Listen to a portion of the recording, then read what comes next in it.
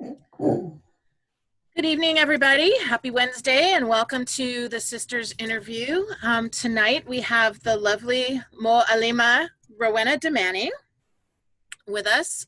She's Order of the Pelican, Order of the Laurel, Lion of Antir, and was instrumental in taking Antir from principality to kingdom, among many other things. And we're going to learn about all of that tonight. So, hi and welcome. Hello, it's nice to see you. You too. Nice to see you both. Thanks for joining us. We always start with what is your SCA origin story? How did you find the SCA? Oh, well, I grew up in Sacramento, California. And so in the Sacramento newspaper, when I was in high school, we saw, they did a spread on the SCA in, I think out in the Bay Area. And I was like, oh my goodness, those people look really cool. I want to find that organization. I was like 17 or 18 years old. I could not find anything like in the phone book or wherever. So a year or two passed, we went to the Novato Black Point Renaissance Fair, which was a major thing that happened in the Northern Bay Area from about 1964 to somewhere in the 80s. And then it faded out. And we went to that in costume. My sister and I were both kind of costumey, creative geeks, and we both were sewers for a long time. And we went to the fair, had a wonderful time, saw the whole fair. Towards the very end, I sat down there was like a washing pool where they were showing the villagers doing washing. And I started talking to this person. He goes, I'm in the SCA. I said, the SCA, I've been trying to find you guys. And he goes, well, yeah, about half of us here are SCA people. We just work at the fair. I thought, all right, I finally found them. And I said, give me a phone number. How do I find somebody? And he goes, I don't have any phone numbers. I don't know. Not for Sacramento. So I went home and I was like, how do I find these people? And I had a phone call with a friend of mine who was in high school. She lived up in, she was going to college up in Humboldt, which is the future barony of Alicia, talking to her about this group. And she goes, I hang out with those people. I can give you a phone number. So I got it like 100 miles removed. So I called and I ended up talking, I think, to Patrice de Coeur-Fidel, who was the Baroness of Golden Rivers, which is where I was living. And I was talking to my sister about it. My sister and I got into the SCA at the same time. Her name is Aylesworth of Coventry. And they invited us to a kind of a park event. It was very end of April. But my sister and I, we were both like, oh my God, we have to have garb.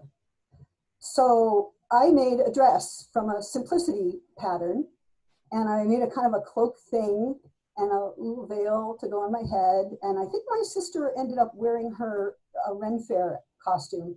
And we went to this, and we were much welcomed, and people were very friendly, and we met a number of wonderful Golden Rivers people. And they said, you have to go to the event next weekend. It's Crown, and it's the 10th anniversary of the SCA. And it's a camping event, and they gave us particulars. They gave us a copy of the page. So we were experienced campers because my family had already gone tent camping plenty. So we kind of knew what we needed, not necessarily for the SCA part, but we knew how to stay overnight in a park like that. So we borrowed my mother's tent, and we got a bunch of other stuff together and loaded it all in the car, and we ended up at Beltane Coronation, the 10th anniversary of the SCA, which is where Duke Paul and King Paul, Queen Carol stepped up, and at the same time, Duke Henrik of Hahn brought out the new crowns for the King and Queen of the West that are still worn in the West today. Wow. Henrik of Hahn, he made those. I don't know how long it took him. So we had a really wonderful time. It was like magic. It was, there were tents everywhere that were beautiful tents. People dressed, some of them, really wonderful garb, and some were in, gunny sack dresses or things they kind of put together from going to Goodwill or things like that. And spent the day having a wonderful time watching watched the coronation. There was a Bardic Circle at night, which was very nice. There were horses there because they had an equestrian guild, and Duke Henrik did some equestrian things, but I don't remember it. Even though I was a horse person, I had just given up having my college horse, my high school horse. But I don't remember anything about the horses. But I do remember the next day had a really important moment for me, because as the event was being packed up, and I'm standing next to, I think it might have been Kevin Peregrine, but it could have been somebody else. Anyway, I'm standing there and I was going, this was just magic. What a wonderful magic thing that happened. And he said, you don't think this would just happen, do you? People did this. Organizers organized this. Someone had to bring that. Someone had to make sure that was there. This doesn't just happen. And that was like the moment where I realized you don't just go. You go and you do things and you work on it. And you participate and you become one of the makers and the doers. So that's a moment I always remember from my first involvement in the SCA. And the other one I remember was the scouting thing, leave a site cleaner than you found it, which was the guiding principle of the SCA. So there we were at the very end, all walking the site, picking up all the trash, making sure all the, that the fire had been tidied up so that the next people came, all of that. This was at Big Trees. And then off we all went. So my sister and I are like now deeply engaged in the SCA. And so in the following 2 weeks, we made a tent, made more garb, acquired chairs, acquired feast gear type stuff. And I can't even remember. In mid-May, we finally set up our tent for the first time. It was really very, we got compliments for our tent, and it was really nice. And somehow we heard about an event that was happening 600 miles away that we wanted to go to. So we loaded ourselves up, all our gear in a pickup truck, and we went to Eggles too. Wow. And that was yet another experience, because our first step into Ontario was learning about how it's different in Ontario. So we got to the event Friday night late, and we both got time off work, so we got to drive all day, but it took 10 hours to drive to Eugene. You go to Eugene and you take a left or right and up into the hills a little bit, and it was a very wooded site, pine trees, and with an open area where the fighters were going to be. And we set up our tent, and we put the lid on and got the door all set up, and we started to put things in. And I'm inside the tent starting to change into my garb, and it begins to rain. And the rain is coming through the roof of our tent we're so proud of. And we're thinking about this for a minute, and we're going, well, maybe it won't keep raining. And I think that event is kind of legendary. I think they actually call it Eggles Drowning. That it rained, it started raining, and it did not stop for the entire weekend. Ugh. So we took all our stuff that was in the tent. We didn't even bother to break the tent down. All that stuff, threw it back into the back of the pickup truck. And for the rest of the event, we either stood really close to the fire because we weren't wearing any wool. We didn't have any clothes that were adequate. Even boots, I think my feet were wet, just everything. And we slept in the pickup truck at night. And we just kind of managed our way through the events and as intrepidly as we could, because everyone else was. Everyone else was like, oh yeah, we're fighting in the rain. We're sitting around the Bardic fire in the rain. We're eating our meal in the rain. And they're like, okay, this is Ontario. This is how it is. We tough it out. Yeah. So, but I got to meet, that was where I met Steingrim and Dublin O'Gwyn, and I think Ofred might have been there, but I don't think he had a name yet. Trying to remember that, because when I first met him, I asked him his name and he said, just Chuck. And I swear, for about half the event, everyone called him just Chuck.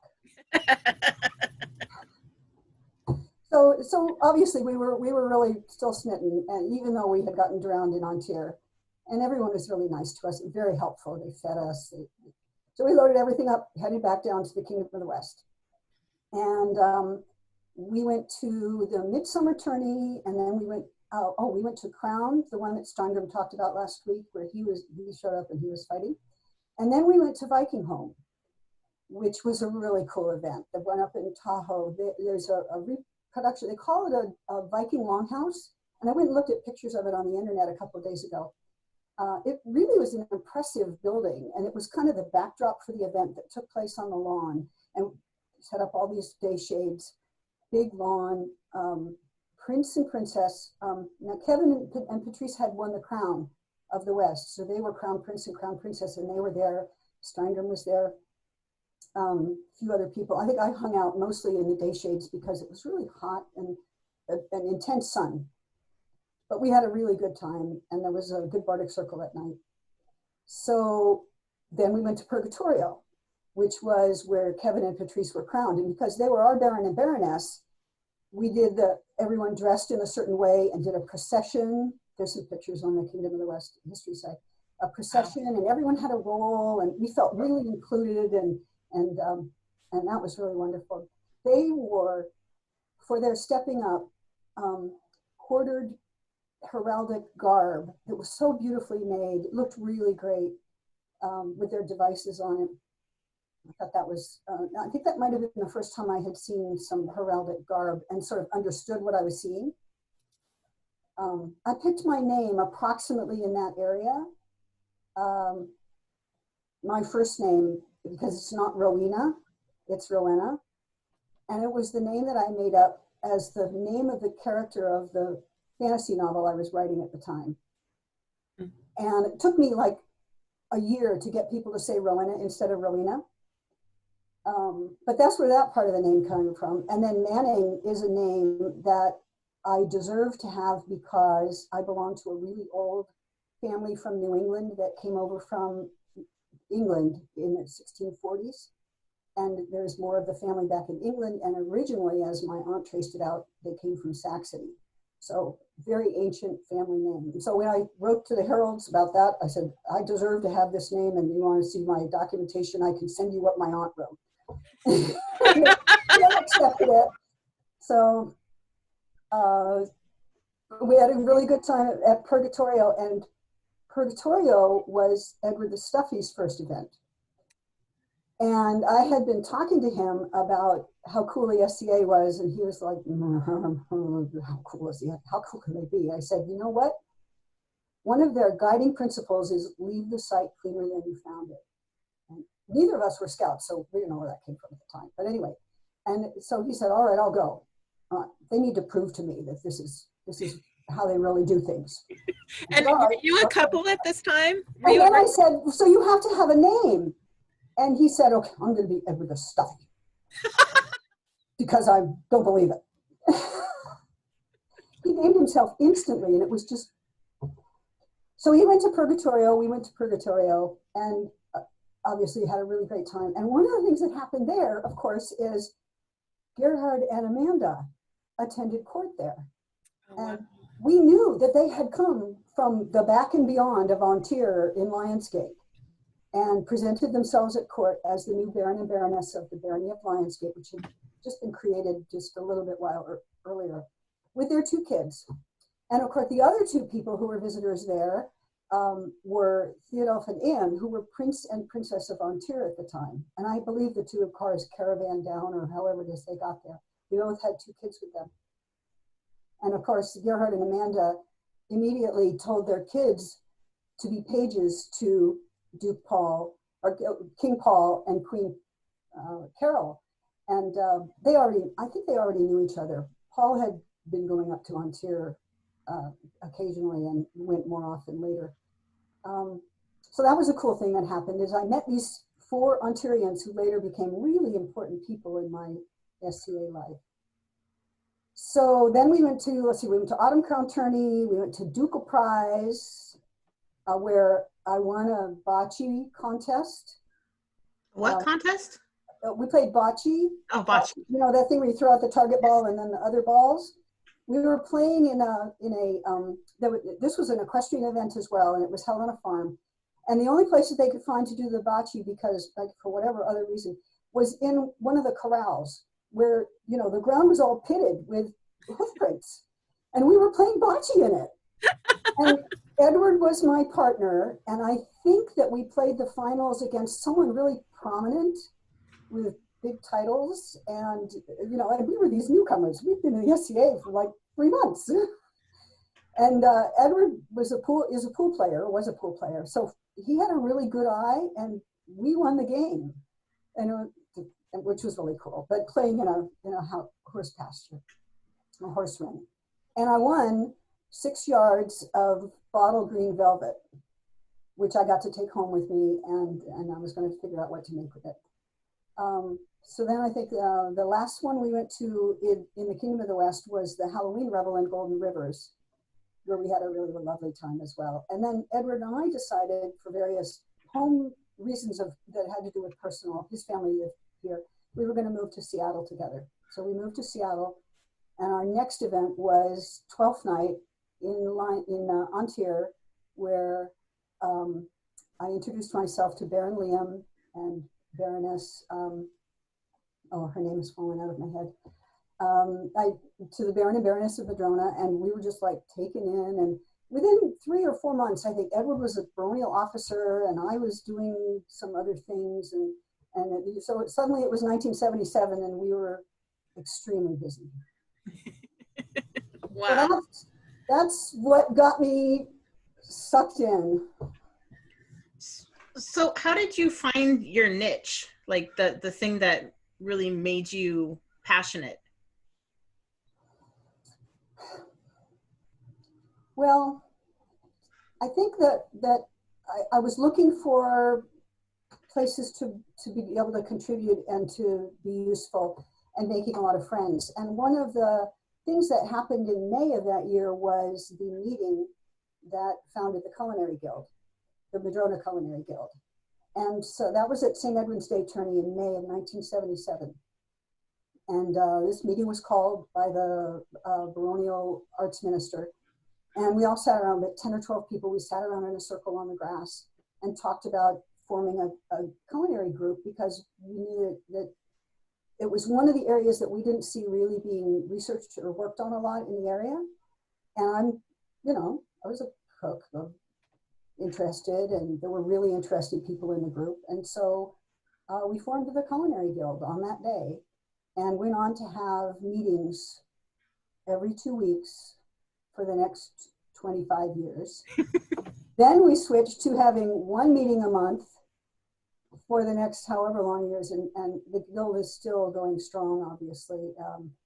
We are probably the longest enduring guild, at least in Ontario, might be in the whole SCA.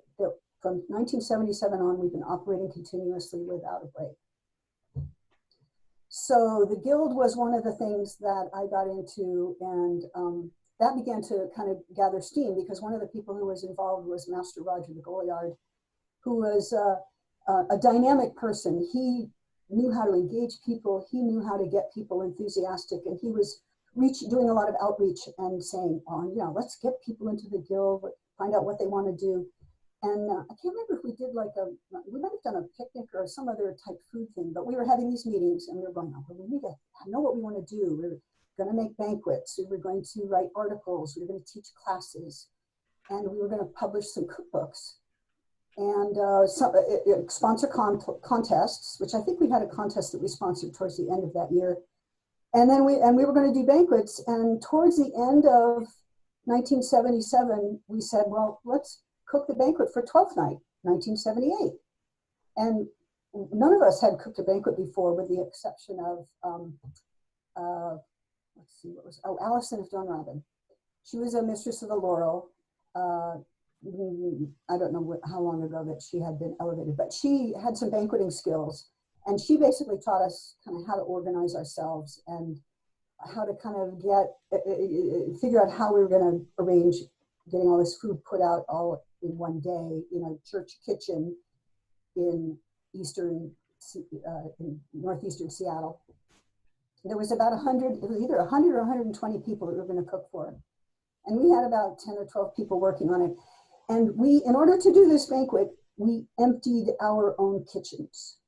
We had, the church had some pots and some very institutional looking plates and some serving bowls and things. We emptied our own kitchens. I took every bowl I owned, serving, fixing tools, knives, cutting boards, everything. And at the beginning of the event, there was this table just heaped with equipment. And somebody had to go through and kind of sort it out and organizing it. In the meantime, Allison Dunrobin is in the kitchen starting us making bread. And Edward's taking a look. So we cooked this wonderful banquet while court was going on in the main room, and we were really trying to be quiet. The kitchen abutted right onto the main room. And by the time we got to the end, set up tables, got everyone seated. We did a wonderful banquet. Everyone was like, "Yeah, this is wonderful." And we did a subtlety at the end.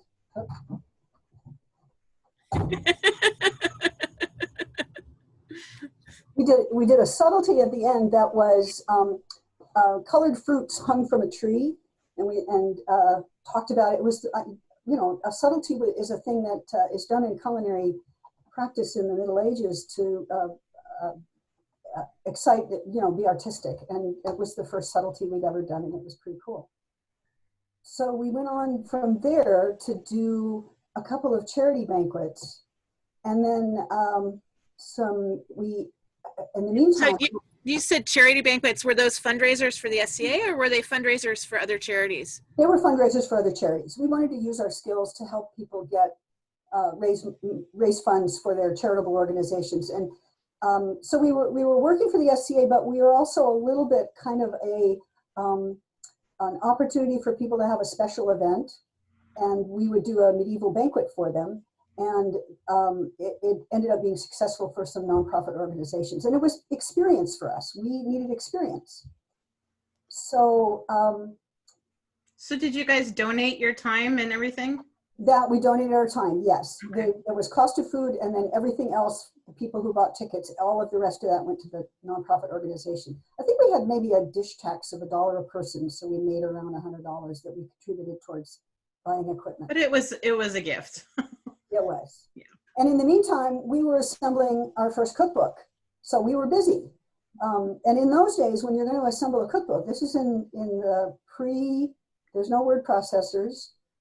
There's selectric typewriters where you can change out the font with the little balls. Most young people who are watching this don't know anything about what that means. And you would do paste up, which means you type things up in a certain way, and then you cut them out with a pair of scissors, and you would tape them, or you'd put some special kind of wax on the back, and you would stick it onto your arrangement paper. So you would arrange the page the way you wanted it to look. You put your artwork in the middle, put your title at the, snip it out. Baron Theodulf had written our titles. Snip it out, lay out your page, and then you lay out the next page, and you do it in a certain order, and then you'd send all that to the printer, and the printer would take care of all that. It took a long time to type 35 or 40 recipes that we had developed and then put all together, and then we assembled it. And I wrote an introductory essay on general medieval food knowledge, and then someone else did another one. I don't know if I have this in the room. Did another chapter. And so we published that in 1979. And later on in the year, we engaged to do a banquet for a household down in the southern part of Ontario called Valfribourg. And that was at Crown Tourney or Cornet Tourney. I'm trying to remember what kind of, it was a Cornet Tourney. And it was down in Oregon. It was another one of those drive to Eugene and turn left, go up into the hills, and I think it was Silver Falls Campground. And the campground had a great big building with a great big hall on one side and actually a pretty big kitchen on the other side. And so we said, there's a kitchen, let's do a banquet. So we took, again, a whole bunch of equipment and a whole lot of food, and we drove down to this Cornet Tourney. And the King and Queen of the West arrived. And that was kind of, that was fine. It was the first time, I think, that I had seen a King and Queen of the West since I left the West. And so during the day, we're working on developing the banquet. And in the inevitable ways of Ontario, it started to rain outside, and it rained really hard.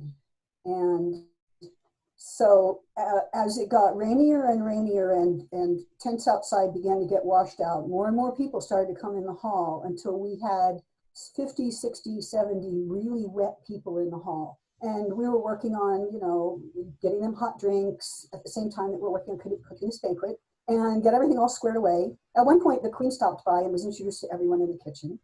And it was Radnor and Shannon Morgan. And so we got to the part where we were going to do the banquet. And one of the things that we had prepared for was that we were going to do another subtlety.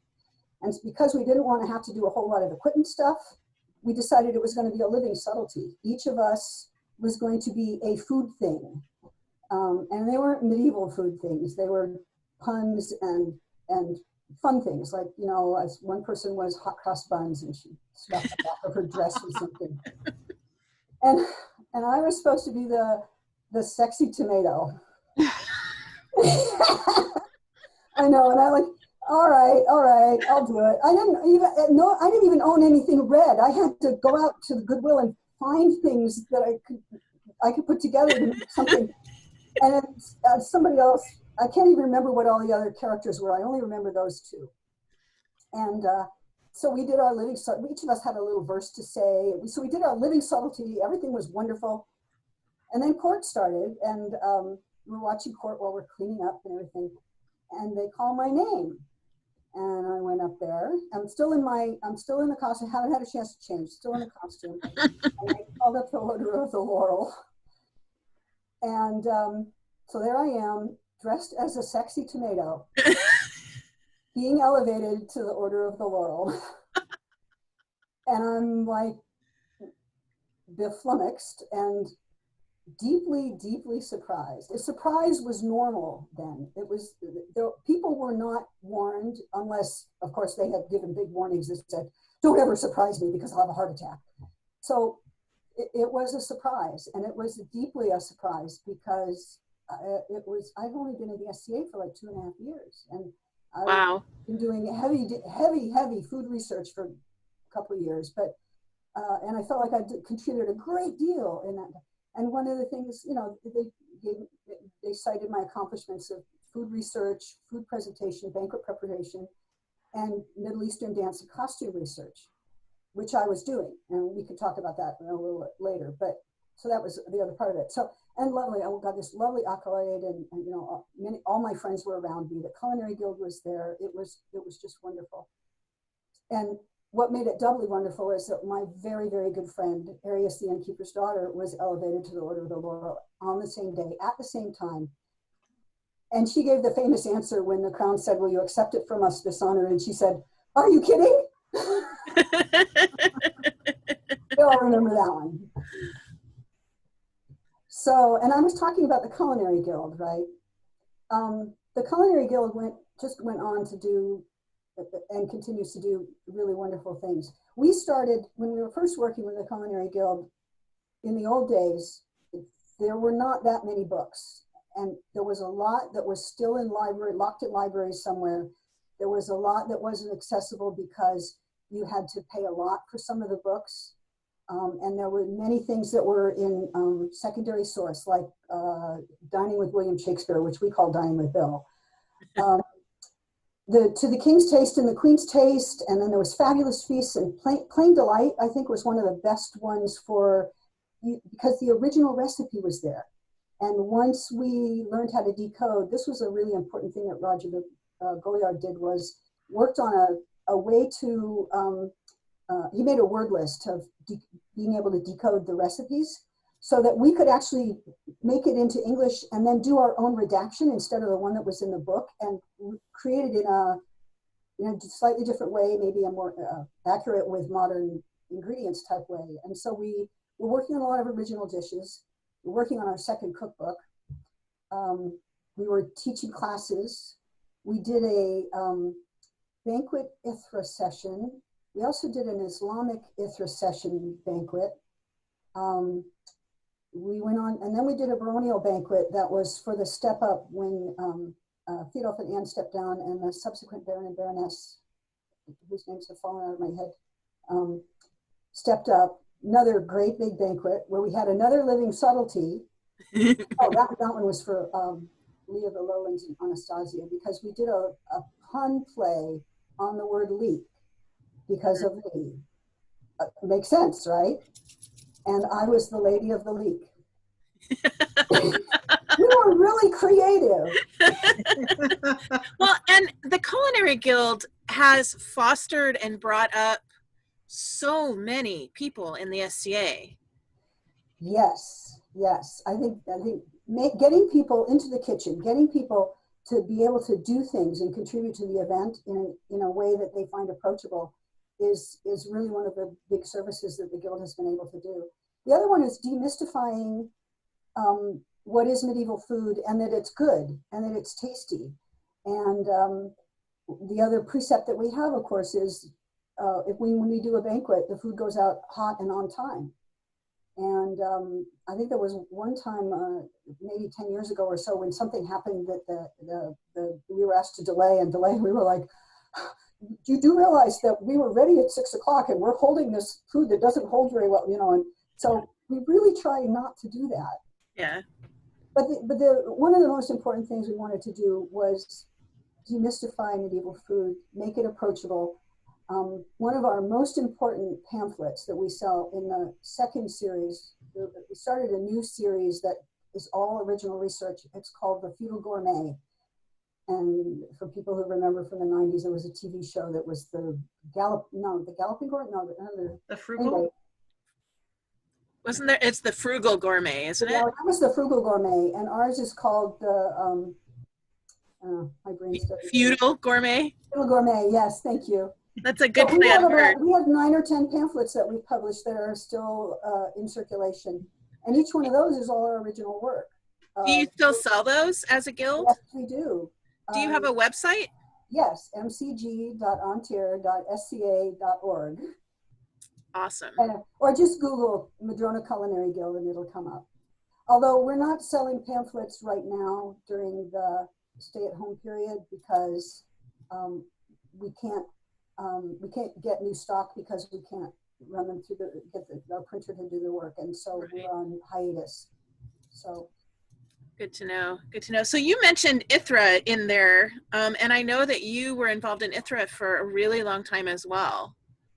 I was for a really long time, yes. And that was one of those relationships. Amanda Kendall and Gerhard Kendall are people who deserve to be talked about, and they're not with us anymore. And I think pretty much everybody who's watching knows that we lost Gerhard. I can't even remember how many years ago. And then a few years later, Amanda passed away. Yeah. They were Baron and Baroness of Lionsgate for 25 years, and she was a chancellor, a person who ran ITHRA sessions for her entire career in the SCA. She had so much energy and approachability and a desire for people to be able to learn about something she was really passionate about.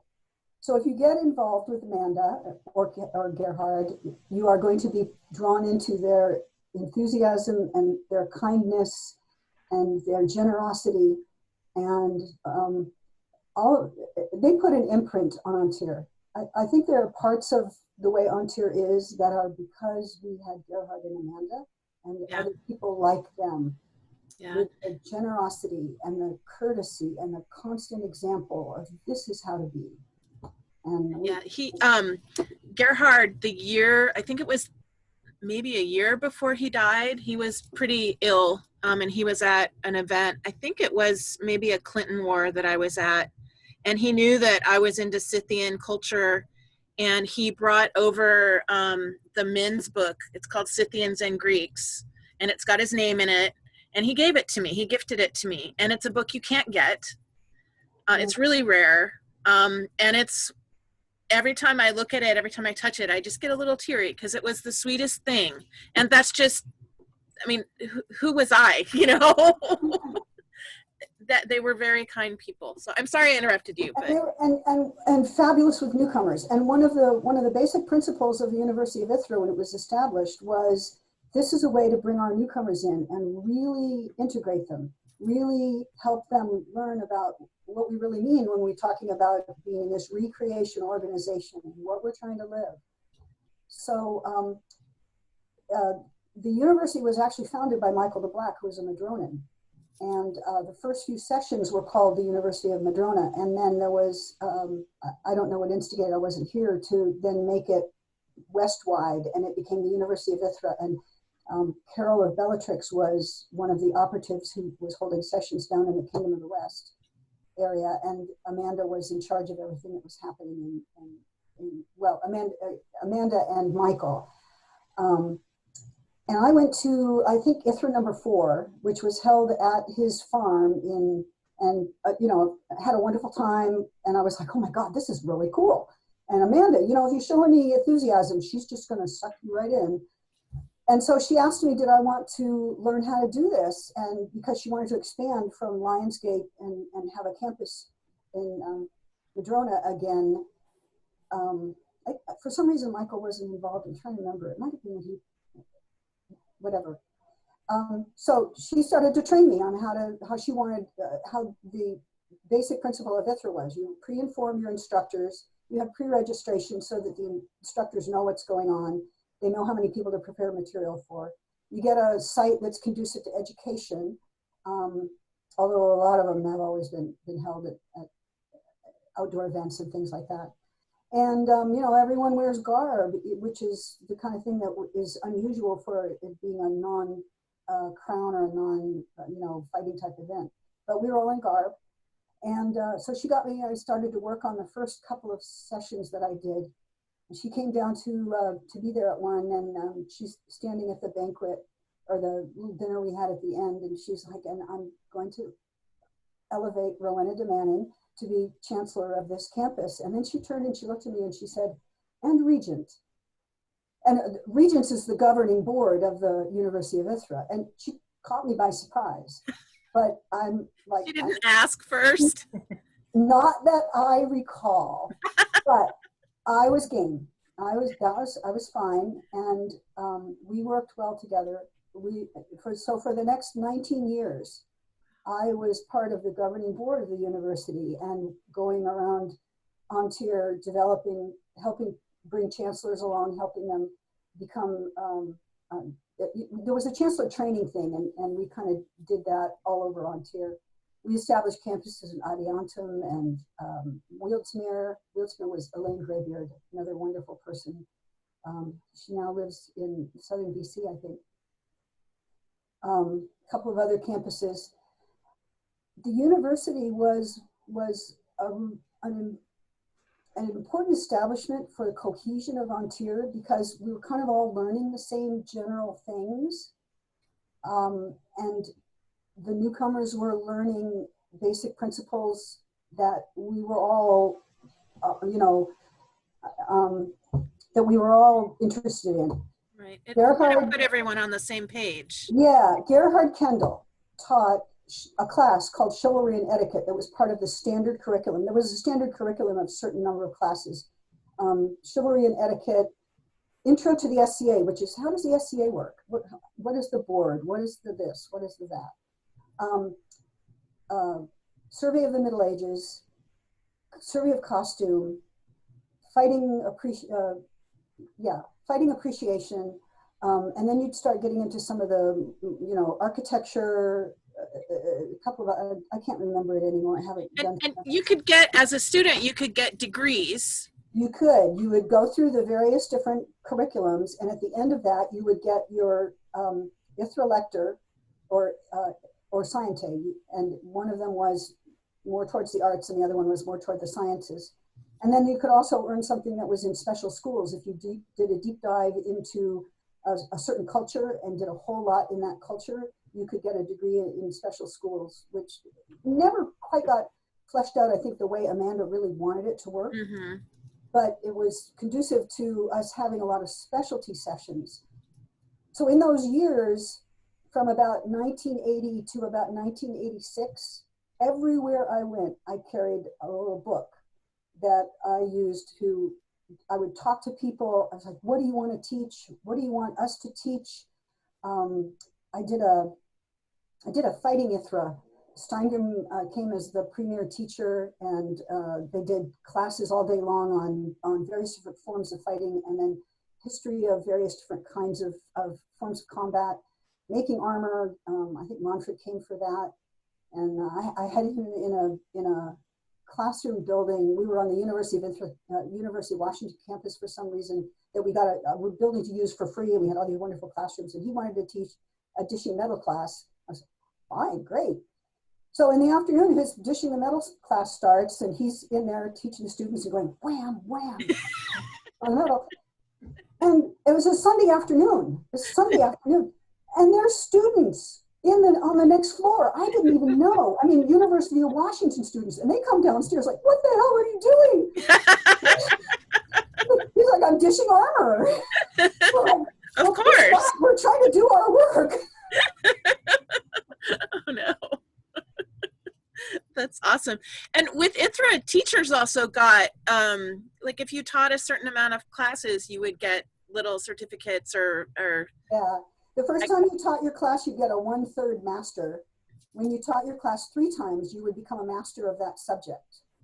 So I got a master in Survey of the Middle Ages. And let me tell you, teaching a Survey of the Middle Ages 4-hour ITHRA class, that's where you take everything that you've got, which is kind of, medieval history in a general way, not deep medieval history.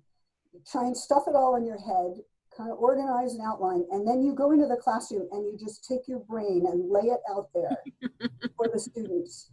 A 4-hour class on Survey of the Middle Ages was really hard, but I loved it. And I had some cool slides from a trip I'd taken to England and, gotten from other places. In those days when we wanted to make slides, right, to show in class, first of all, you had to tell the chancellor that you needed a slide projector and something to shine the slides on that was a logical thing to shine them on. And then you had to have all the pictures. And we would go into the stacks of the libraries with our camera. And you'd take the book and you'd lay it on the floor in a pretty well-lit place, and you'd stand over it with your camera and take pictures out of the book, because you couldn't just order slides of some of this stuff. And the only other way to get that material was to actually go to the museum where the material was housed and take the picture there, or reach out to that museum and say, hey, can you give me all your professional pictures that you've taken of this object? Which I don't think that would have gone over very well in most cases. In the early days of the SCA, museums and academics were kind of like, who are these people? And there's been a really large arc that has been accomplished where now SCA people who are like recreating a bench or a piece of jewelry or something can write or call or get hold of an academic somewhere, and we're taken seriously. We've established ourselves as being a group of people who are doing important work. Yeah, we have credibility, which is really cool. Oh, thank you for reminding me about the kind of the basic things. I know there are probably some people who are watching this who the University of ITHRA wasn't a thing that was there all the time during the time they were in the SCA, and I know that it's been getting it had a little bit of a hiatus, I guess, and yeah, people were trying to do some more things with it. They definitely retooled the curriculum, which that's wonderful. But the regime that we were working on was the way things had been established then, and we ran with that for like 20 years, and we needed a syllabus of classes because I had the phenomenon where I wanted a teacher to teach, it was Marshalling and Fighting Appreciation was the name of the class. And the intent of the class was that a person would learn, so what's going on the fighting field? Who's that guy with that staff? Who's that guy with that staff? And why are the fighters talking so much? I thought they were just going to hit each other. So what's going on? So that was the class, that was the intention, that a person would gain a familiarity with what's going on the fighting field. And I engaged a couple of teachers who were like, oh, I can't do that in just 2 hours. I have 4 hours. And when I got into the classroom, I discovered that the person I had engaged was teaching how to marshal. And I'm like, no, I don't think these people were quite ready for how to marshal. But obviously, they're learning something really cool. This is wonderful. But I guess we need to have some written things to say what we kind of intend for these basic classes. And then when people want to go into detail, yeah, we'll teach you how to marshal in class, definitely. And we know that it needs to be, and there has to be fighters there, you know, important stuff like that. So Maîtresse Anne-Marie and I sat down and wrote a syllabus for all the classes, and that became one of the published things that went into a book that we created that was the ITHRA handbook, or the ITHRA compendium. It had you know, descriptions of the various classes. It told about how ITHRA worked.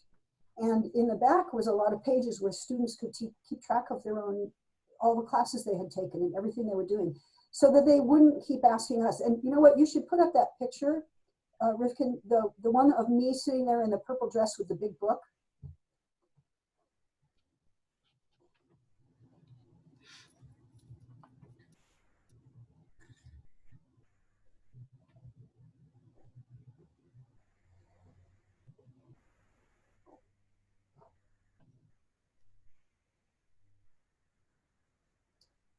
Yes, that one. So this is part of what it was like for to be a chancellor of the University of ITHRA. Is we kept student records at each campus, and because though this was before everyone had computers, we kept them in these huge binders, and everyone had a first page and a couple of pages usually after it for extra things that they were doing. And I guess there was a tab for each person. And I, at one point, in somewhere around 1983, I had actually memorized the medieval and mundane names of practically everyone in Ontario. Holy cow. Wow. And I, like, not necessarily the way I wanted to use my brain, but that's okay, because we would go through and keep track of everything for the students. And as ITHRA became really big, this began to really be unwieldy, and we had to find some solutions. And one of the solutions was the Compendium ITHRA that we composed and distributed. The students paid $1 for it, and they got to keep it, and wrote everything they needed to in it. But we still wanted to have something that was kind of centralized, and we did create a kind of a central registry where everything was being held in one place. But then it was, you know, I was talking to Jean-Louis, Master Jean-Louis, about this question. He goes, well, why don't we just have a web-based database? He's a problem solver guy. And so so he created a web-based database for putting the records for the University of ITHRA in. And then we had this long, long task of doing all the data input, which I think lasted 15 years or longer. Wow. So now there is a database. I haven't been in a database for a long time, but it does exist. So that's just, it's an epic amount of work that you guys put in. It's kind of mind-blowing, really. When I look back on my early years in the SCI, I'm like, where did I get all the energy? And I was holding down a full-time job and, you know, doing other things at the same time. But it was really something. Wow. Was your Pelican given for your work in ITHRA? Okay. Yes, the Pelican was in 1983. And in the summer, and before Edward. So I outranked Edward for a while, which was, I had outranked him with the Laurel until he got his Pelican, and then, you know, his Pelican was 1981. Excuse me. We got to go back to tell that story. But yeah, it was for the University of ITHRA work, and for the probably for the organizational work on the Culinary Guild as well. I mean, in the first 10 or 15 years, there's a banquet list that's on the Culinary Guild website. In the first 10 or 15 years, I think I managed 15, 20 banquets. Wow.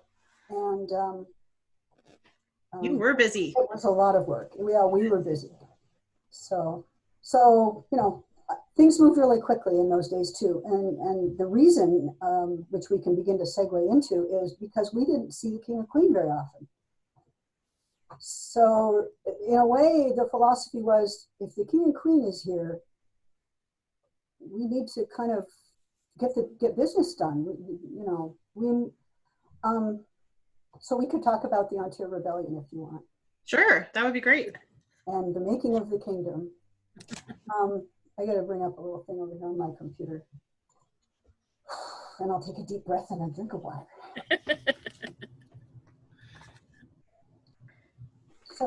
So I think I shouldn't kick that off with saying the Ontario Rebellion, because the making of the kingdom was a process. It didn't happen really quickly, but Ontario was such a dynamic place. There was so much going on. Baronies were being formed pretty quickly. We had a lot of cohesion. There was a lot of a very Viking culture that was prevalent in those days. You know, look at all the various names, Steingrim and Ulfrid and people down in Adiantum, who many of them were Viking persona or Norwegian persona. So we were really kind of different from the Kingdom of the West. And our fighters were taxed to spend a lot of time going from where they were to down to the Kingdom of the West in order to be seen by fighters there. And our officers were, sometimes it was hard to make contact with the people in the Kingdom of the West. And the board of directors was composed entirely of people in the West, even though the board of directors was serving everyone in the known world, which at that point, I believe, was 4 kingdoms. It was East, West, Middle, and Atenveld, because Atenveld had been formed in like 1972, they became a kingdom. Wow. So we felt that it was getting time for us to become independent because of the distance question, the culture question, the response part question.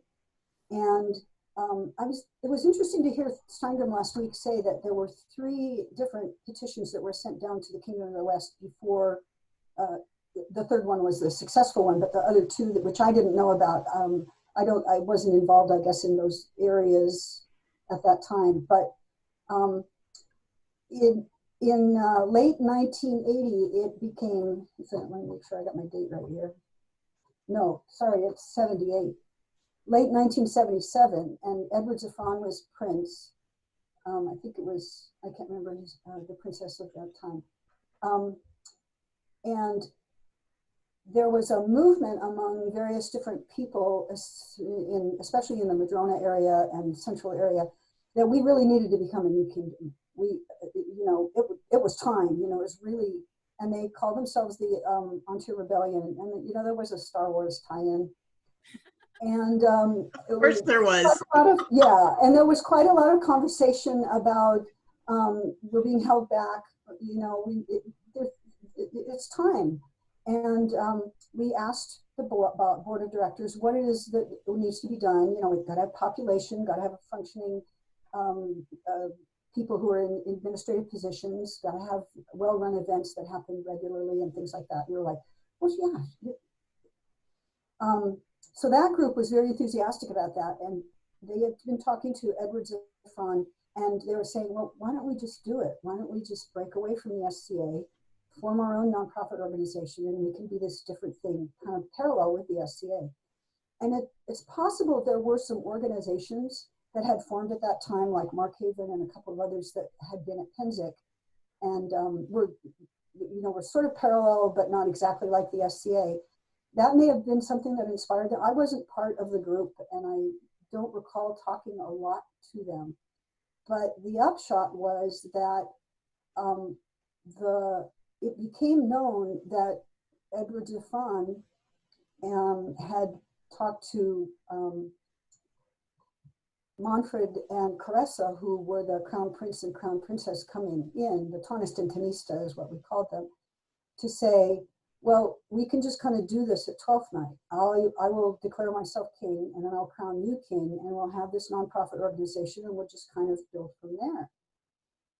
And the phrase is, Gerhard and Amanda found out about it and were upset. And so they made a phone call to their people that they knew quite well, which was King Paul and Queen Carol. And Paul had been coming for fighting activities and in support of Ontario a lot, and we knew him. And he was not very happy, but he couldn't come to Ontario for whatever reason he couldn't. So he appointed a couple of people to be his envoys for Twelfth Night. And it was Gerhard and Theodulf. And they were appointed viceroys and carried white rods. So Twelfth Night opens, and there's a lot of people wearing these gray armbands.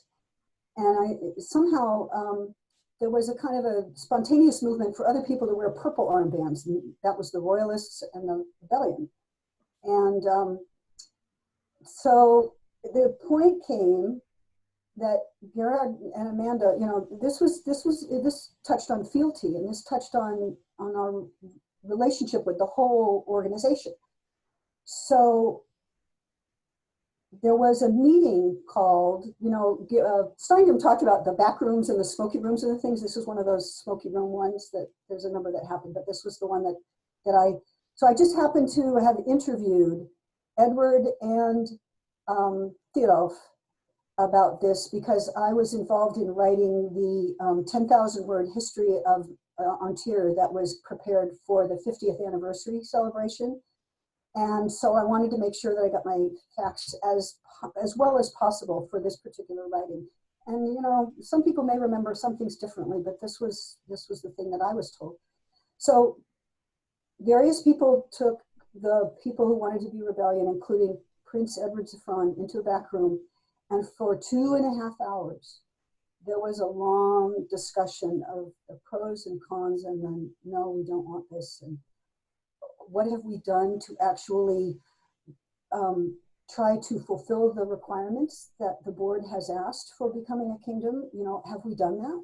Do we know what that checklist is? Have they given us the word? And one of the people in the room was Edward the Stuffy. Theodulf wasn't able to be there for whatever reason, and so it was Gerhard and Edward and Zafran and various other people, and Gerhard and Edward convinced Zafran that it was not the right thing to do. They even had a nonprofit organization all set up, and so they were convinced not to. And so when court started, Zafran, instead of, I don't know if he intended this, you know, Napoleonic sort of thing of crowning himself king so he could then crown Manfred king. Instead, he said, I will hold the crown in trust for the future king of Antir. And then he crowned Manfred prince. And so Antir was preserved as a part of the SCA, quite frankly. And then we then embarked on 2 or 3 years worth of really consolidating Antir, getting our population numbers, doing newcomer events, using I wouldn't say using, but the University of Ithra was an excellent means for getting everyone on the same page, really beginning our cultural cohesion. There were more baronies. There was a lot of more travel between branches. You know, we used to think driving 12 hours was no big deal.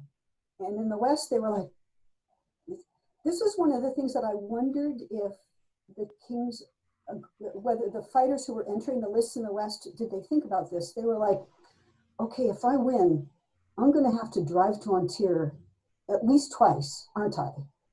Did they think that? I don't know, but that was what we wanted. We wanted to see the crown at least once per reign.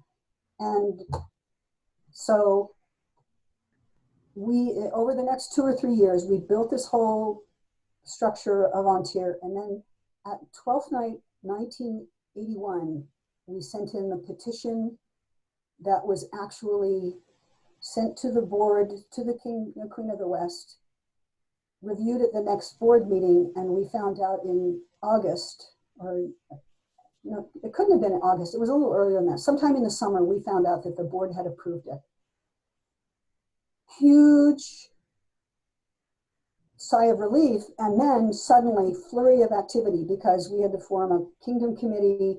There'd already been the beginnings of a kingdom committee, but we had to form a formal kingdom committee and get everything all in line to have laws, ceremonies, awards, peripheral heraldry, officers, everything all lined up, including, and we had to set up doing a first crown tourney, which was going to be held in September, and that was at the in Lionsgate at the Boy Scout camp.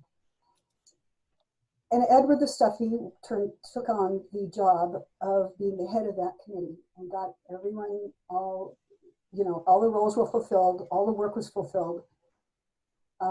It was actually a lot of fun to finally be going, we're making Ontier's going to become a kingdom.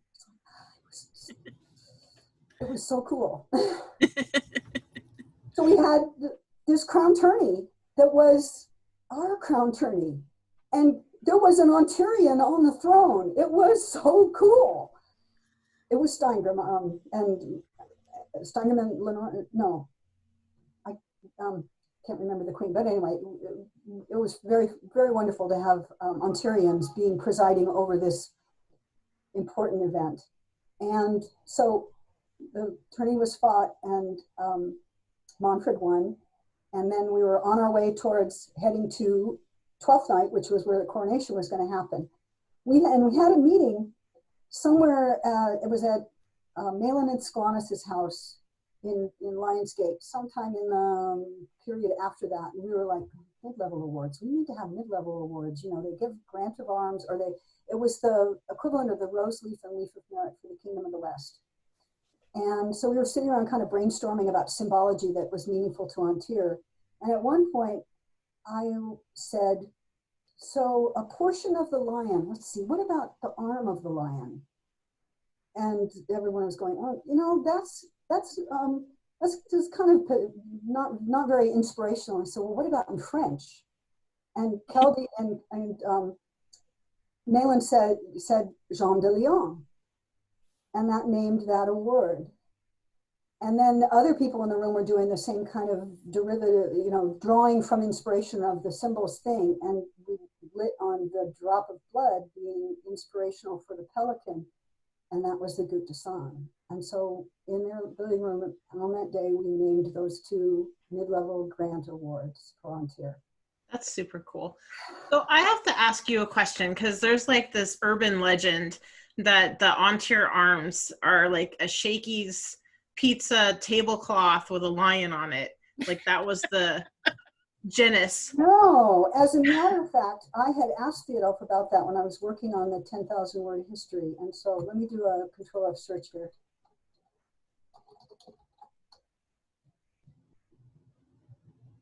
And there's an urban legend about that. Let me get my... So what I was told,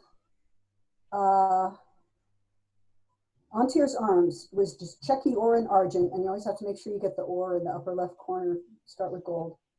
A lion rampant was designed by Robert of Winchester, who was a graphic designer. And it was originally submitted to the College of Heralds as a Chequy of 20. So it was actually designed by a graphic designer. He's a person who is on the list of our baronial honor, the Red Branch in the Barony of Madrona, but he designed it and it went up to the heralds and they accepted it. And I really don't think there were any pizza boxes involved, but I wasn't there. So well, that's good to know. I could be wrong. That's what I was told. I think it's funny. I have heard other people dispel that myth as well. So somebody said the Lowenbrow lion. Yeah. Yeah. Yeah, there was also talk about the Lowenbrow lion, and maybe he peeked at it. I don't know. Yeah, see, somebody else says Lowenbrow lion on a Shakey's pizza table. See, I don't know who told me that. I did not make it up. It's not true. It's not true. So before we went live, we were talking a little bit about some of the first knightings in Ontier, and you were around for Bulwark's knighting, right? Yes. Let me do. So for people that don't know, Bulwark was the first female knight made in Ontier. And Bulwark was in the Culinary Guild. Like many people were part of the Culinary Guild over the arc of their life, including Thorin. So when you interview him, you should ask him about some of the things that he did in the Culinary Guild. he was instrumental in helping us design what the Peasants' Revel was going to be like. The Peasants' Revel is an annual event that the Culinary Guild has been holding since 1979. It's the second longest continuously held event in Ontario. And I recently had to write a history of that for, I wrote it for the wiki, but also for, I think there's going to be an article in the Crier. He was the one in the meeting who said, you know, there has to be a stew. So now we cook a stew and it's all Thorin's fault. So Bolverk. So Bolverk, I'm understanding that she's a Canadian citizen, but she was playing in Ontario for the early part of the 1980s there. And so we saw her fairly frequently and kind of hung out with her. And she would come to Culinary Guild meetings, and she came to some parties. And as a matter of fact, she came to a party where we were having a Middle Eastern party of some kind.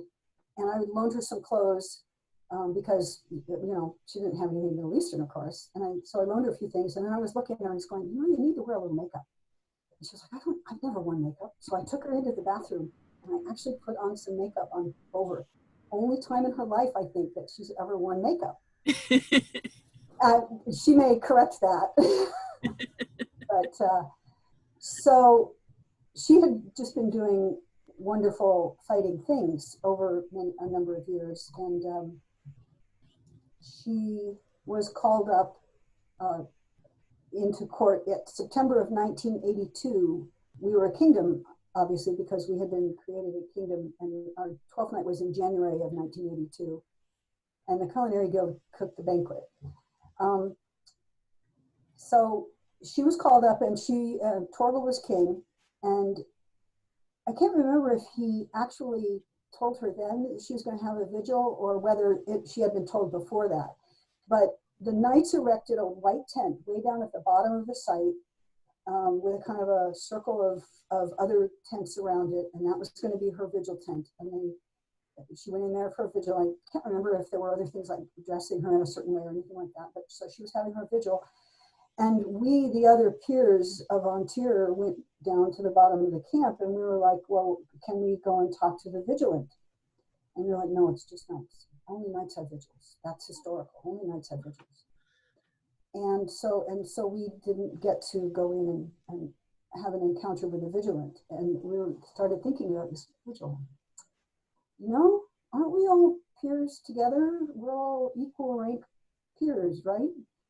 So that was, I believe, the kickoff of the idea, which I think was first executed in another kingdom, that all peers deserve a vigil if the opportunity is there, that it's not just knights. And it took a little while for that to actually become a kind of a thing that became customary. I never had a vigil. I didn't have one for the Laurel, and I didn't have one for the Pelican. And but I see some vigils that are incredibly, wonderfully, a really great experience for various different vigilants. And I think one of the things that was really wonderful was when Lau was offered the Laurel. And Lau is a transcendent person when she's in persona. She was one of the first Oriental personas that was Oriental all the time, because she was Chinese persona. And anytime she stepped out of her camp, she was in persona. You couldn't break her. She had this whatever this actor thing. She laughed like the Chinese woman. She walked like the Chinese woman. She talked to you like the Chinese woman. She was in persona. And when she was offered the Laurel, she was the one who said, she was offered a vigil, and I think she must have said it. She said, I don't want this to happen immediately. I want some time.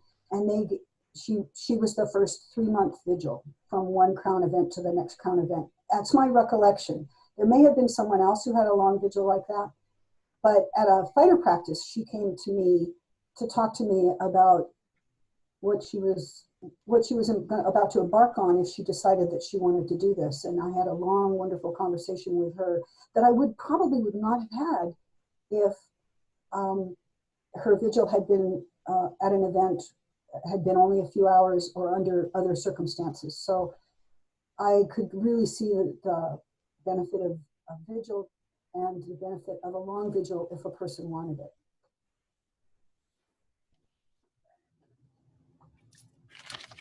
So I would like to talk about the laurel work a little bit. Yeah, let's look at some. And we have about 25 minutes, I think. Yeah. So let's look at oh, you have some other pictures too. Yeah, let me. I gotta. There we go. Oh, okay. Well, okay. So this does relate to the laurel. Oh, it doesn't. Yeah, this is the other half of my laurel. But I also, you reminded me to talk about the Dun Cow Inn, because I don't think so far that I'd seen anybody who talked about the Dun Cow Inn. This is booking the banquet for Kingdom 12th Night, 1982, a banquet for 250 people. And you know, they tell me that an event happened somewhere out there in the hall, but I got up at 8 o'clock in the morning. I got into the kitchen at 10, and I didn't get out of the kitchen until 10. So it was a long, long slog. Area C Innkeeper's daughter and I were the co-heads of that banquet, and it was a really long slog. And the reason that I managed to get out of the kitchen is because there was a potluck going on the lower floor for the other 300 people who didn't get tickets to the banquet or didn't want, you know, wanted to be in the potluck. The potluck was the rowdy party, was really, and Shahrazad Dance Ensemble was performing at that banquet. And so I ran downstairs in order to catch their performance, which was really wonderful. And so that carries us around to the dance. So when I got my laurel, one of the things that was cited was Middle Eastern dance and costume research, which is a thing that I was embarked on. And my inspiration was Serena of Bagulay, who is one of the people really important in Madrona for 15 years. She was she had been professionally dancing in nightclubs from about 1972. Extremely talented woman. She's an artist, wonderful dancer, and she is one of my very best friends to this day. But I saw her dance at a banquet somewhere 2 or 3 months after I got to Antir, and I was blown away. I was like, oh my God, I want to learn how to do that. This is in 1977. So she got me in touch with another teacher. She wasn't teaching at the time. She got me in touch with a teacher, and I started taking belly dance classes. And I discovered that it really resonated, spoke to me. It worked for me. I loved it. I very quickly began to become proficient. It's not a thing that you pick up easily, but once you begin to learn it, you then know whether it fits you. And so I was becoming a really good dancer, and I started dancing at SCA parties and performing at small showcases. And in 1980, I joined a dance troupe called Baba Kareem, which is a non-SCA group, but it was led by one of my other inspirations, which is a Seattle teacher called Mishmish. Mishmish is not a member of the SCA either, but she knew about the SCA, but she was the director of this wonderful dance troupe. We played live drum for ourselves, and we were doing folklorically structured dance. We were not doing, what we learned is classic, what we call American cabaret belly dance. And it's not Egyptian dance, not the classic Egyptian like you would go and see in a nightclub if you went to Cairo in the 1970s or 1980s, in kind of the heyday. It was very much influenced by a dancer and teacher in the San Francisco Bay Area named Jamila Salampour, who is one of the originators of this American cabaret folklore mesh. And then there's the component of the 5-part routine thing, which is what you did in a nightclub. And that's what we learned. We learned the structure of the 5-part routine. We learned to do veil work. We learned to do floor work. We learned medium and fast. And we wore the belly dance costume, which, in Arabic, it's called a bedla. And it's basically a bikini with coins or beads or something on it, and maybe a skirt, maybe your legs are hanging out and all.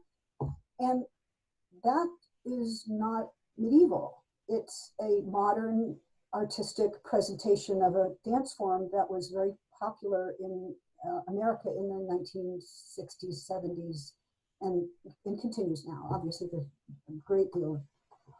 So when I was elevated to the Laurel, this was a thing I knew, that I wasn't doing authentic dance. I was entertaining and I was good at it, but I wasn't doing something that was period. So that part of my Laurel, I spent the next probably 10 years being an apprentice of Mistress Serena and other dancers and dance teachers to learn to kind of approach these two questions. Number one, what did dance look like? What did, in the Middle East, in our period, what did it look like? And what did they wear? And that was a long quest. And it was not easy, because you're exploring and doing research in another culture, in another language, in another alphabet, and you're relying a lot on secondary sources, on people who have gone into those cultures and learned about the folkloric parts of it, and then brought that back for American dancers who wanted to learn it. So I had two really important encounters during that time. One of them was I took a workshop from a dancer who was Lebanese, I think. Her name is Badawiya. And she used to live in Portland. She came for a workshop, and I enrolled in the workshop, spent all day learning from Badawiya. And she was the first Middle Eastern person that I learned dance from. And her dance vocabulary was different. And I realized it right away, and I was trying to learn, what do I need to learn from this? She was one of those transcendent dancers. There's a phenomenon in Middle Eastern culture, in Middle Eastern music and dance. If I understand it, it's called tarab. And it's the feeling you get when you see an artist doing something so wonderful that it just makes you go, ah. And in the what I learned from Hassan Ramzi later, when I took a workshop from him, he's a percussionist, the dancer is supposed to make the music and the rhythm visible. That's the job of the dancer. And Badawiya was that person. And I saw a videotape of her about 10 years ago, and I hadn't seen it for a long, long time. She was the dancer where you could see her dancing, you could turn off the sound, and you still knew what rhythm she was dancing to, because it was in her. It was coming out of her body. Wonderful, wonderful dancer. And the other person was Morocco of New York, who is a dance ethnologist who started dancing in New York in about the 1955 or so. And she was working with lots of Middle Eastern people in New York. And she was a conduit to kind of translate what was happening in the Middle East in dance culture for American dancers. She's really prolific in writing. Her articles are all still up on her website. And I took a workshop from her somewhere in the middle 1980s. And she also went to the Middle East in the early 60s and with a video camera. And she took a video of some of these dancers who were the ones who did the dance that's the oldest Egyptian, that we can find, that people are still doing. A lot of what's happened in the Middle East, you might say, has been influenced by the Western, Westerners come in, do an arabesque like this, change the way you do the movement because it's more entertaining or whatever. So there's the roots of the dance. And what Morocco used to say when I asked her the question, I said, how far back can we go? Because we have to extrapolate, right? We don't have videotape of Middle Eastern dancers in the 14th century. We just barely have some Persian miniatures that shows people in dance positions. We know they're dancing. We have some descriptions. This is what has been translated into English. There might be more, but this is what we have. And I asked her, how far back can we go? And she said, you know what you have to do now? I had to go and find the grannies and the grannies of the grannies, if I could, and ask them, what was the dance like when you were young? And that was the part where she helped us understand that there was a part that wasn't the filmy veils and the bedla. And there is a folkloric root for this, and we had to go looking for it. So taking classes from folkloric dancers who come from the culture is part of our education, and it's been happening now in the SCA for the past 15 or 20 years. When I went to 20th year celebration in Texas in 1986, Edward and I went. And that was the first time that I actually interacted with people of Middle Eastern personas from other kingdoms. I didn't travel outside of Ontario. We were kind of poor and didn't do a lot of travel, SCA travel. And that was the first time I actually got to sit down in a circle with various dancers from the other kingdoms and go, are you guys dealing with this? What are the sources? What are you finding? Let me write this down. And we actually realized that we were all in sort of the same area of, we know the Persian miniatures we can find.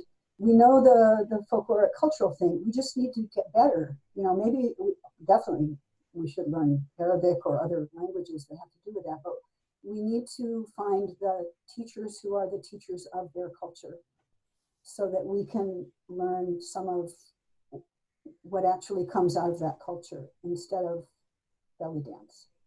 That must have been so exciting. We're so spoiled now. We have Facebook groups for that.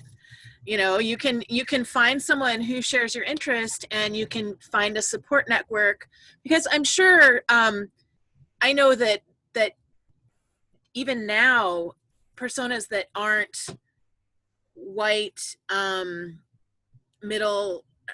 medieval personas are not always really accepted, and you must have had some pushback with that a little bit. Or maybe not. I don't know. No, I don't recollect that there was ever a time when someone said, oh, you should be a Western European persona. There might have been an Ontarian thing that we had Chinese, and we had Japanese, and we had all these Vikings, and then we had people from lots of different cultures. And I don't have a recollection that there was any pushback on that. One of the things that I have always struggled with and tried to be a good example about is what do I do when someone comes into the SCA and walks around either in daytime or nighttime in a bedla, which is not a medieval garment, and they can get attention, and they feel good in themselves, which is wonderful, but it's not a medieval garment. And so I've never known how to actually do that conversation where I walk up to one and say, you are wearing your underwear in public.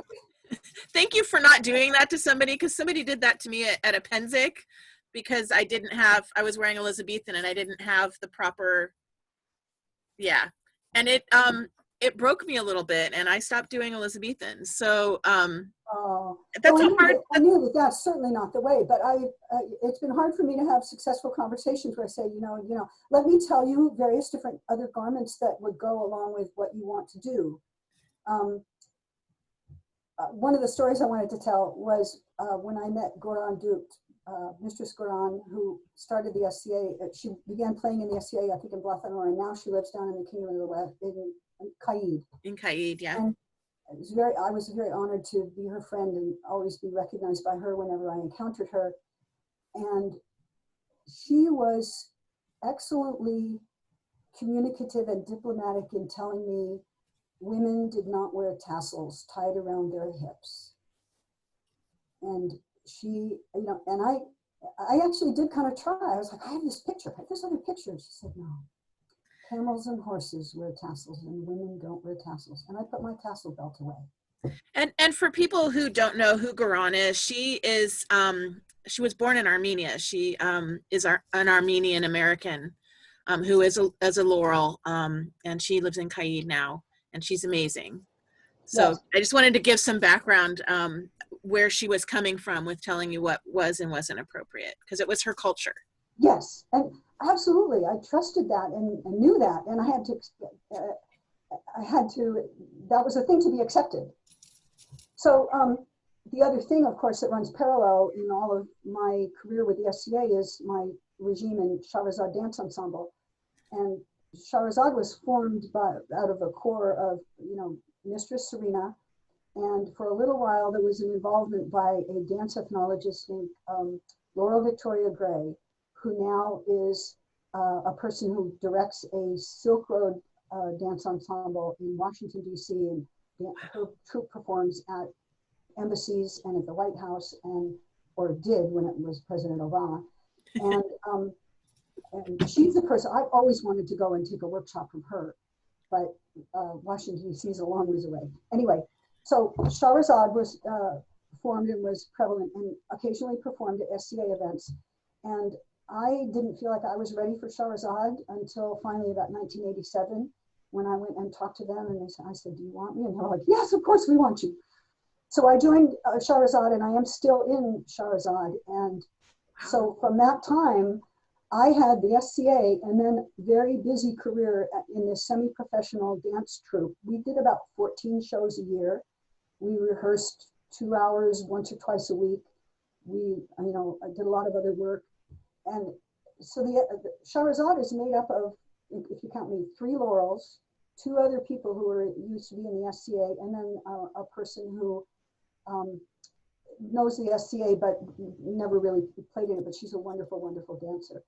So we performed at Ursulmus from 1990 to 2001. Every year we performed at Ursulmus, and we did these wonderful big shows. 20, 30 minutes of dancing with lots of loud music, and everyone just enjoyed the heck out of it. I have a video of every single one. Did you perform in the like camping barn area, or? It was in the banquet. We were Okay. in the banquet at least every year for that 11-year period. And then 4 or 5 times we also performed at the demo.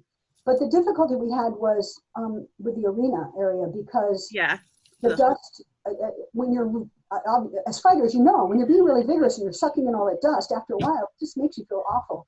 And we did an arena performance one year when the dust had been particularly bad, and we went home and we were all just sick and miserable. And we said, unless they come up with another place, we just can't perform in the day at Ursulmus. But we had a wonderful time. We performed at 3YC, which, 3YC was the big thing that Ontier did for the rest of the SCA. Yeah.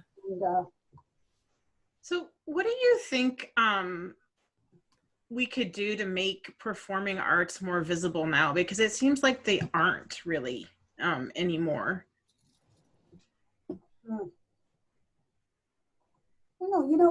One of the things that we used to have, and this just comes to me kind of as a reflection of change, is up until 1988, Ontier's 12th night used to be a banquet. It would be during the day in a big hall, court, and all the other business would take place. And then they'd clear the tables, and there would have been a kitchen crew in the back making a meal. And everyone would sit down for a banquet. And at the banquet, there would be entertainment, and it would be the premier or the people who were local. And I think we saw more entertainers then because of the banquets than we perhaps do now that it's a hotel event. But in a hotel event, don't we have venues where we can make available spaces, like at the one in Adiantum, where they use the area in front of the fire as a bardic sort of area? And I saw a number of performances there. And things like the Camp Fromage Band is also always moving around and trying to get things going and providing music. Yeah, but I think one of the problems that we have with our 12th night that I find really frustrating is that everybody's so off in their rooms and everybody's separate. There isn't a one event, not even court, that pulls everyone together in the same place. And I think that is one of the special things about a banquet, is that, anyway. Well, at the rodeo banquet that happens in Madrona, the Culinary Guild cooks every year. There is this entertainment, and when they did an Islamic banquet a couple of years ago, I shouldn't say Islamic, it was a Middle Eastern food banquet, Egyptian food. Shahrazad was there and we performed, and a number of other performers were there as well, and it was really rewarding to see. Bardic Circles are one venue, but it seems as though Bardic Circles aren't quite as prevalent as they used to be. Fire restrictions makes a big impact on it. Whether we're at a site that there's already a place that feels Bardic Circle-y and maybe is a suitable place. So I don't know. It's something I think both Rifkin and I would like to see grow back again. So we just kind of like to ask that question. And I don't have an answer either. So. Yeah. Well, we're at an hour and a half. Are there any more stories or things that you wanted to talk about that we didn't get to? Well, I wish the drum circles could kind of come back, but I'm not quite sure what can make that happen. I know that the very talented people in Strongard, Malik, and Kanzara are really trying to work on, they're researching this wonderful Turkish music or Ottoman music and playing wherever they can find an opportunity. And whenever I encounter them at an event, it is such a pleasure to be able to just get myself into something that I want to dance in and then dance with them because they're wonderful. And there used to be a time when you'd be at the event and in the evening after dinner, all you had to do was go like this and you'd hear drums somewhere. Yep. And I didn't host them because we didn't have that kind of wherewithal for making a big social area in a camp that we did, but I would always find it and I get all the things I wanted for dancing and get my finger cymbals and go off. And I used to take 2 or 3 drums and a boombox with me to SCA events. And whenever there was a Bardic Circle going, I'd take along my boombox and I'd start it up, and there I was using electronic music. Well, I stopped doing that because it didn't feel right to bring electronic music to an SCA event. So I stopped. I needed to be an example of what we can do and what we need to make possible. So I would take along my drum and I'd go off to the drum circles and we'd be having a really good time. Sometimes the drummers would be people who didn't really know things that we could dance to that we recognized, and so I would often have to sit down and anchor the drum circle for 20 minutes, half an hour, and kind of get people all in working in with the same dooms and techs, and then I could get up and dance for a while. And but it seems as though there's fewer drummers for whatever reason. Yeah, they would see me dance more. I would love that because I think I've seen you dance maybe once. Oh. Well, so I've spent the last 17 years in the SCA not going out at night at all because I've had little kids. Oh. Mm-hmm. Right. And that's a whole nother avenue to go down. But I would love that. But I hadn't really noticed that the drumming circles had faded. But now that I'm thinking about it, it's been probably 8 years since I've heard drums at an event. I'm trying to remember of a couple of events that I went to where I heard drums, but then by the time I got dinner squared away and got myself out of camp, and I would go and try and find it and it would be gone. So it was not something that lasted for very long. We might have been in a place where we couldn't drum after 10 o'clock and I was around at 10 o'clock going, I'm ready. Yeah, I bet that's a big part of it, is having to be quiet after 10. Yeah. Well, thank you, ladies. This has been I hope that I have brought to life a little bit of what it was like when we were a young kingdom, when we were trying to make the kingdom, we were trying to make Ontario. And I hope that this has brought things to life a little bit. Oh, definitely. Thank you so much. I mean, you have dropped a ton of knowledge and I have learned a lot. You're very fascinating. And I'm also feeling really inspired because you've done so much really difficult work for such an extended period of time. And I don't think you've aged.